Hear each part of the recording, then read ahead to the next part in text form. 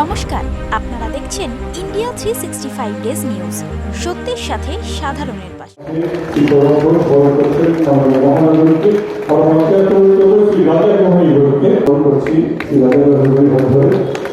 আমাদের সবার তরফ থেকে সবাই উপহার আমরা তুলে দেবেন শ্রী বক্তাদিত্য দাশগুপ্ত মহাশয়।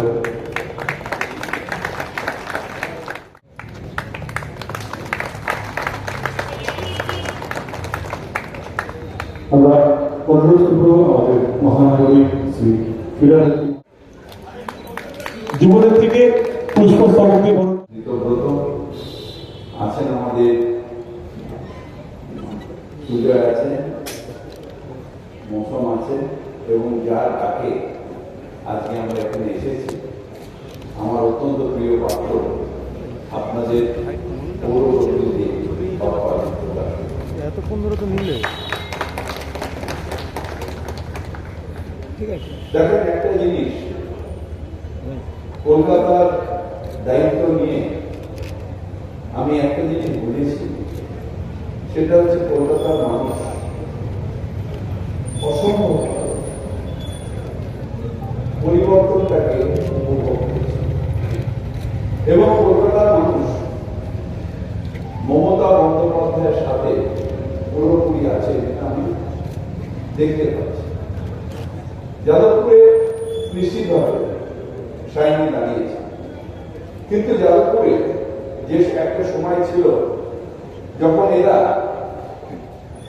আমাদের মলয় থেকে আরম্ভ করে বাপ্পা থেকে আরম্ভ করে সবাই তখন লড়াই করতো সিপিএম। আমরা যারা কলকাতার ওই দিকটা থাকতাম তারা নিরাপদ স্থানে থাকতাম, কারণ আমাদের যে জায়গাটা চিরকালই মমতা বন্দ্যোপাধ্যায়।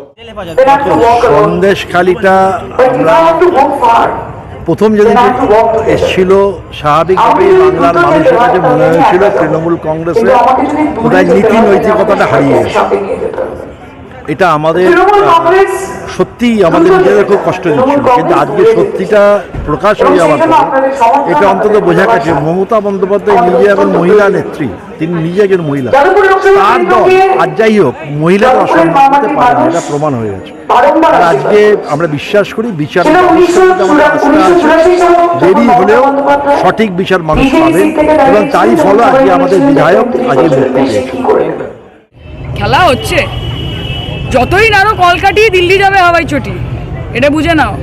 এবং বাংলার মানুষ তাদেরকে বিভ্রান্ত করার জন্য এই যে চক্রান্ত, এবং বাংলাকে কলুষিত করা, মমতা বন্দ্যোপাধ্যায়কে কলুষিত করার এই চক্রান্ত আমরা আগেই বলেছিলাম। তখন মানুষ বলতো তৃণমূল নিজের পিঠ বাঁচানোর জন্য বলছে।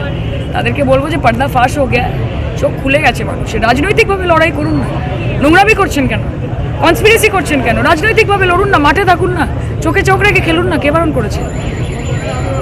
যাদবপুরের মানুষের পালস কি বুঝছেন? একদম সুপার ফাস্ট আছে যাদবপুরের মানুষের পালস।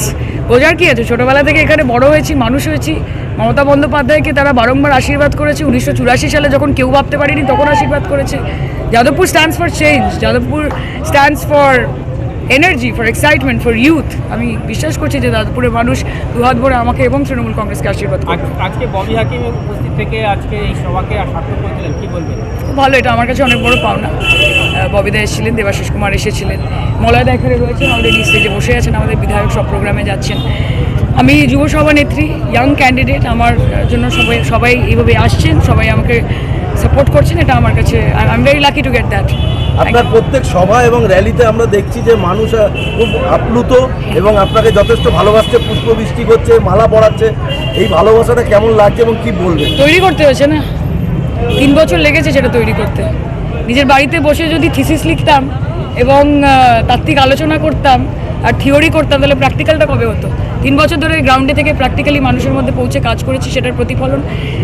দাঁড়িয়া দিল, মানুষ আশীর্বাদ করছেন দুহাত ভরে, সেই ভরসা এগিয়ে যাচ্ছি। সমুদ্রে পেতেছি শয্যা, শিশিরে কি ভয়।